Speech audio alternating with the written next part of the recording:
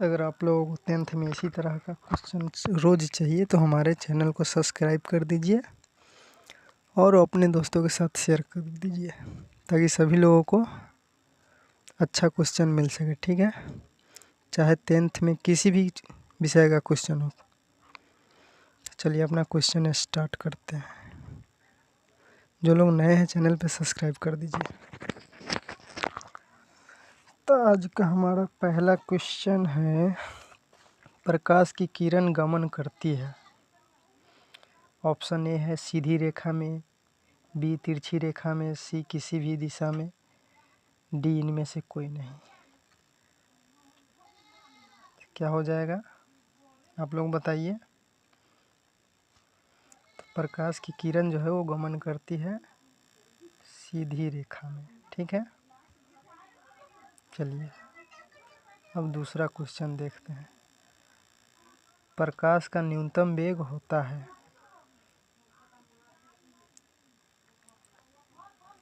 प्रकाश का न्यूनतम वेग क्या होता है? जल में, वायु में, निर्वात में, कांच में। आप लोग फटाफट आंसर देना शुरू करिए कमेंट बॉक्स में। ठीक, तो चलिए हम बताते हैं। तो प्रकाश का न्यूनतम वेग किस में ज़्यादा होता है? तो option number D is the right answer, कांच में। ठीक, चलिए क्वेश्चन 3 देखते हैं। मोटर वाहन के साइड मिरर में होता है। मोटर वाहन के साइड मिरर में किस दर्पण का उपयोग होता है? अवतल दर्पण, उत्तल दर्पण, अवतल और उत्तल, कोई नहीं। तो बताइए आप लोग कौन सा दर्पण यूज होता है? तो मोटर वाहन के साइड मिरर में जो होता है उत्तल दर्पण का उपयोग होता है। ठीक, चलिए क्वेश्चन 3 देखते हैं। मोटर वाहन के हेडलाइट में किसका उपयोग होता है? बताइए आप लोग। अवतल लेंस, उत्तल दर्पण, अवतल दर्पण, इनमें से कोई नहीं। तो मोटर वाहन के हेडलाइट में जो उपयोग होता है अवतल दर्पण का। ठीक है, सी इज द राइट आंसर। चलिए 5वां क्वेश्चन है, समतल दर्पण द्वारा बना प्रतिबिंब कैसा होता है? काल्पनिक, वास्तविक, दोनों, नॉन ऑफ दिस, यानी इनमें से कोई नहीं। तो कैसा प्रतिबिंब बनता है समतल दर्पण में? तो option number A is the correct answer, यानी काल्पनिक प्रतिबिंब बनता है समतल दर्पण में। चलिए क्वेश्चन 6 देखते हैं आगे। लेंस की क्षमता का ऐसा ही मात्रक क्या होता है? आप लोग आंसर देना स्टार्ट कीजिए और वीडियो को लाइक कर दीजिए। तो लेंस की क्षमता का ऐसा ही मात्रक होता है डायोप्टर। ठीक है, जिसे हम डी से डिनोट करते हैं। तो क्या हो जाएगा? डायोप्टर। चलिए, प्रकाश के किरणों के समूह को क्या कहते हैं?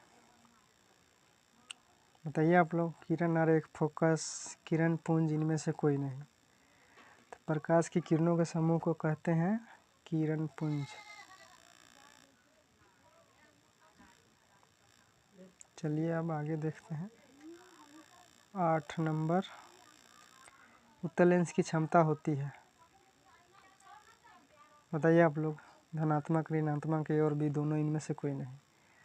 तो उत्तल लेंस की जो क्षमता होती है वो धनात्मक होती है। ठीक,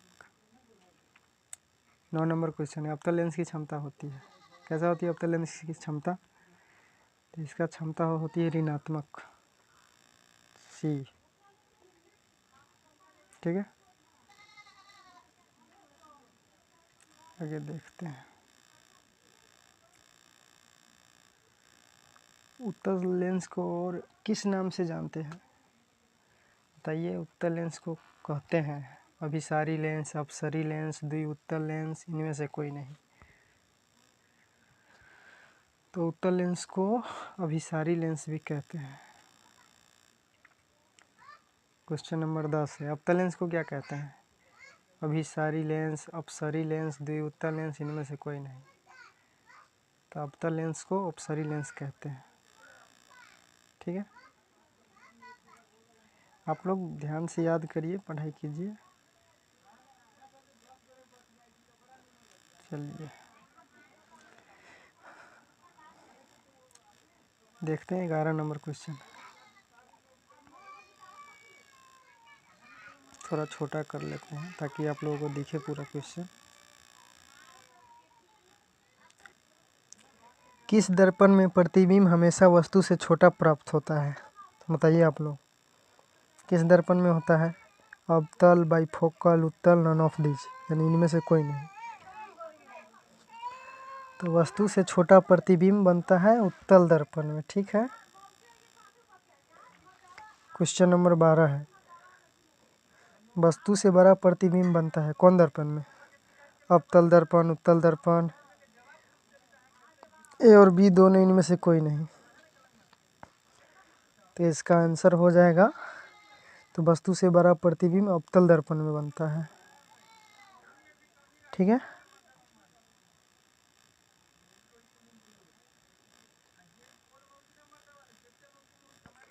प्रकाश के परावर्तन के कितने नियम हैं? 2, 3, 4, 5, बताइए। तो प्रकाश के परावर्तन के 2 नियम होते हैं। Option A is the right answer, ठीक है। चलिए क्वेश्चन नंबर 14 पे आते हैं। फोटोग्राफिक कैमरा का अभिदृश्यक होता है।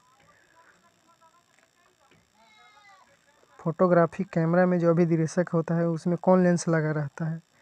अवतल लेंस, उत्तल लेंस, ए तथा बी दोनों अपसारी लेंस। इसमें ऑप्शन बी में थोड़ा मिस्टेक हो गया, टाइपिंग मिस्टेक, ठीक है।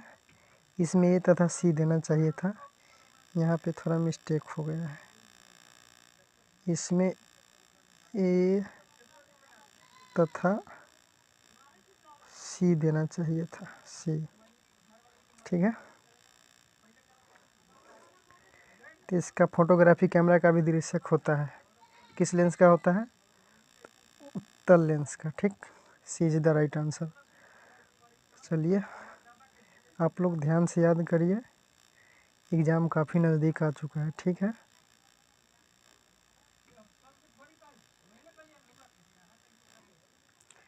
साइड मिरर के रूप में प्रयुक्त होता है अवतल दर्पण। देखिए क्वेश्चन दोबारा आ गया है, सॉरी। साइड मिरर के रूप में प्रयुक्त होता है, आप लोग तो जानते ही हैं, पहले पढ़े हैं ऊपर। तो बताइए किस लेंस का, सॉरी किस दर्पण का उपयोग होता है? उत्तल दर्पण, ठीक। चलिए क्वेश्चन नंबर 16 देखते हैं। सरल सूक्ष्मदर्शी में किसका उपयोग होता है? अभिसारी लेंस, अपसरी लेंस, उत्तल लेंस, इनमें से कोई नहीं। क्या हो जाएगा? सरल सूक्ष्मदर्शी में उत्तल लेंस का उपयोग होता है, ठीक है। तो सी इज द राइट आंसर। चलिए आगे बढ़ते हैं।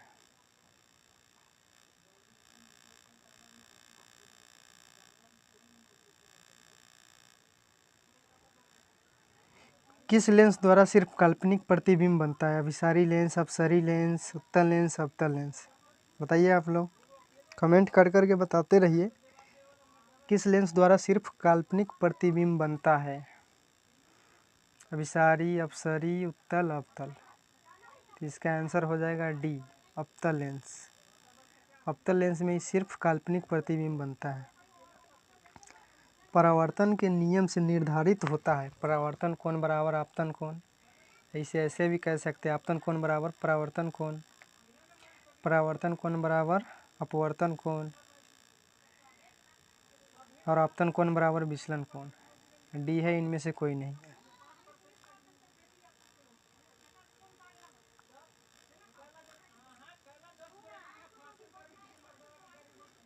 तो इसका आंसर हो जाएगा ए, ठीक है।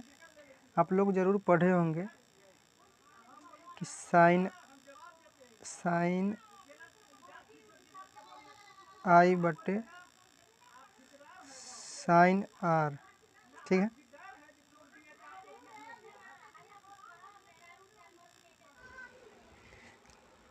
काल्पनिक प्रतिबिंब होता है, कैसा होता है? हमेशा सीधा होता है, ठीक है।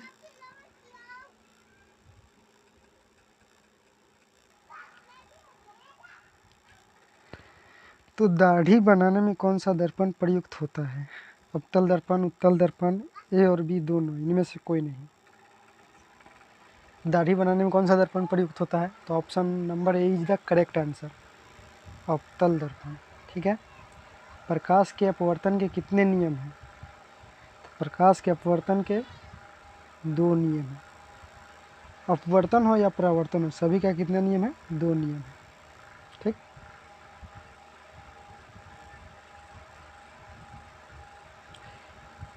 आगे देखते हैं।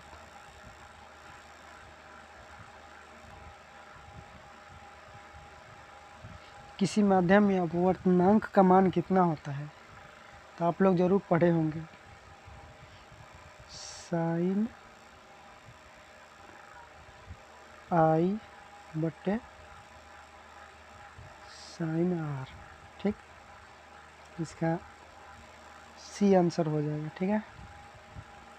क्वेश्चन नंबर 23 है, उत्तल लेंस होता है किनारे की अपेक्षा बीच में मोटा, बीच में पतला, ए और बी दोनों, इनमें से कोई नहीं।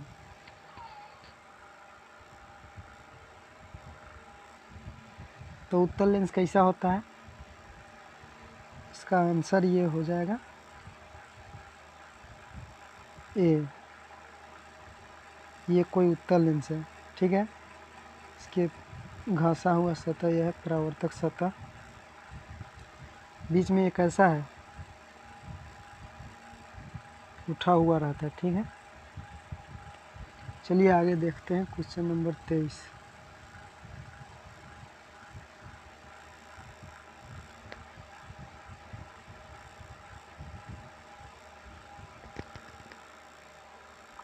अवतल लेंस होता है,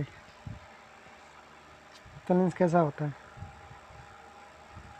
तो अवतल लेंस बीच में पतला, किनारे की अपेक्षा बीच में पतला धंसा हुआ, ए और बी इनमें से कोई नहीं। तो इसका आंसर, उसमें मोटा था और ये पतला बीच में, बी आंसर हो जाएगा। ये होता है, ऐसे होता है। ठीक है। आगे देखते हैं क्वेश्चन नंबर 24 है,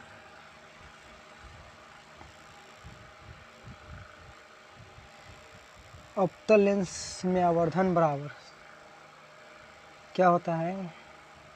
तो आपने ये जरूर पढ़ा होगा, आवर्धन बराबर एम बराबर होता है भी बट्टा यू। ठीक। क्वेश्चन नंबर 25 है, गोलीय दर्पण में फोकसांतर एवं वक्ता त्रिज्या के बीच के संबंध क्या होता है? आर बराबर 2f, जहाँ आर वक्ता त्रिज्या और एफ फोकस दूरी, वक्रता त्रिज्या।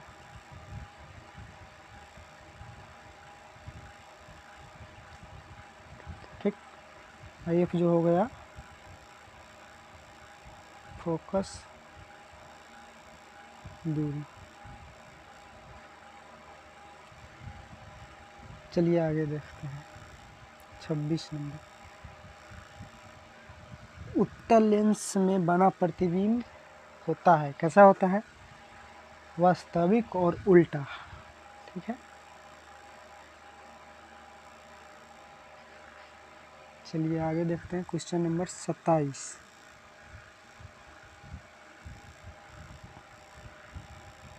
लेंस के मुख्य फोकस की संख्या कितनी होती है? लेंस में मुख्य फोकस की संख्या कितनी होती है? कितने होते हैं? तो 2।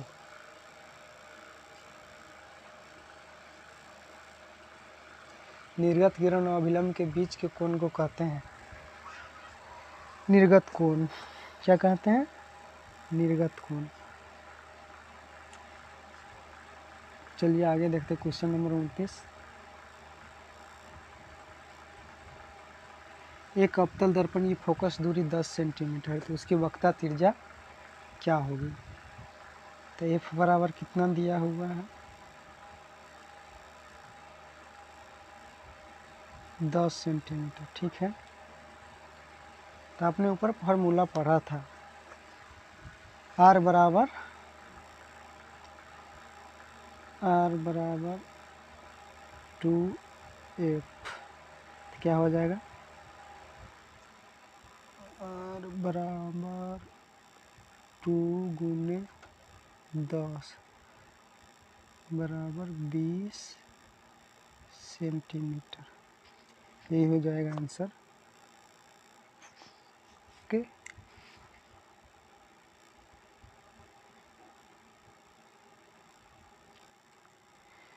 जब प्रकाश की किरण हवा से कांच में प्रवेश करती है तो मुरझाती है। अभिलंब के निकट जब कोई प्रकाश है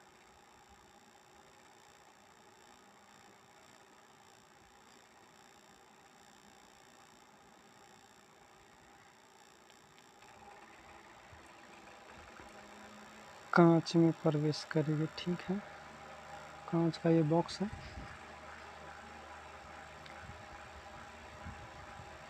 अब यहाँ पे प्रकाश पड़ा,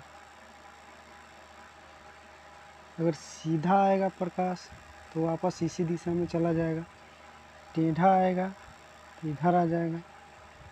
अगर यहाँ पड़ता है प्रकाश की किरण तो यहाँ चला जाएगा।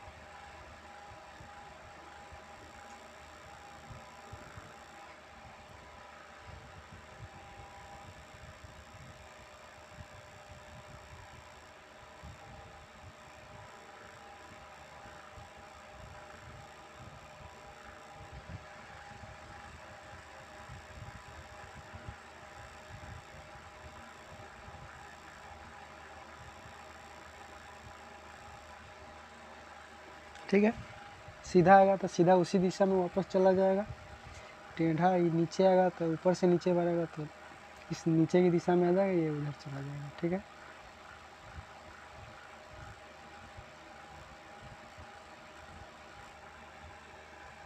तो आप लोगों को ये वीडियो अच्छा लगा होगा, काफ़ी इम्पोर्टेंट क्वेश्चन था। तो आप लोग हमारे चैनल को सब्सक्राइब कर लीजिएगा। ठीक है, चैनल का नाम है BR30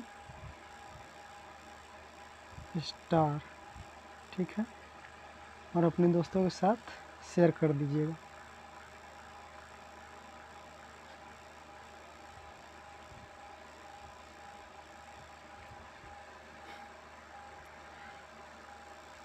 तो बाय दोस्तों, अगर इसी तरह के और क्वेश्चन चाहिए तो रोज़ चैनल पे विजिट कीजिए। ठीक है।